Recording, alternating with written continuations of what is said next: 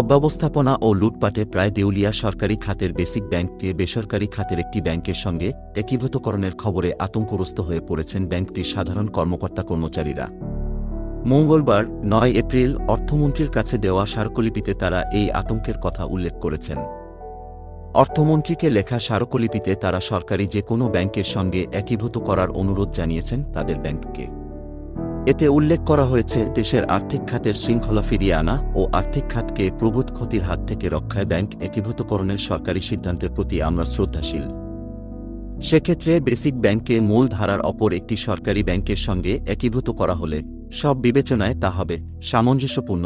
এতে আমাদের অর্থাৎ ব্যাংকের সব কর্মীর ভবিষ্যতের অনিশ্চয়তাও দূর হবে। সোমবার ৮ এপ্রিল বাংলাদেশ ব্যাংকে অনুষ্ঠিত এক বৈঠকে সিদ্ধান্ত হয়, বেসরকারি খাতের সিটি ব্যাংকের সঙ্গে একীভূত হচ্ছে সমস্যাগ্রস্ত বেসিক ব্যাংক। কেন্দ্রীয় ব্যাংকের সংশ্লিষ্ট কর্মকর্তারা জানান, সিটি ব্যাংকের সঙ্গে বেসিক ব্যাংক একীভূত হবে স্বেচ্ছায়। এ নিয়ে মোট ৮টি ব্যাংককে একীভূত করার সিদ্ধান্ত হল।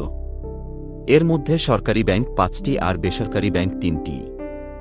গত মার্চ মাসে এক্সিম ব্যাংকের সঙ্গে একীভূত হতে চুক্তি করেছে পদ্মা ব্যাংক। এর মধ্য দিয়ে ব্যাংক একীভূত করার ধারা শুরু হয়। এছাড়া রাজশাহী কৃষি উন্নয়ন ব্যাংককে রাকাব কৃষি ব্যাংকের সঙ্গে এবং বাংলাদেশ ডেভেলপমেন্ট ব্যাংককে বিডিবিএল সোনালী ব্যাংকের সঙ্গে একীভূত করার সিদ্ধান্ত নিয়েছে বাংলাদেশ ব্যাংক।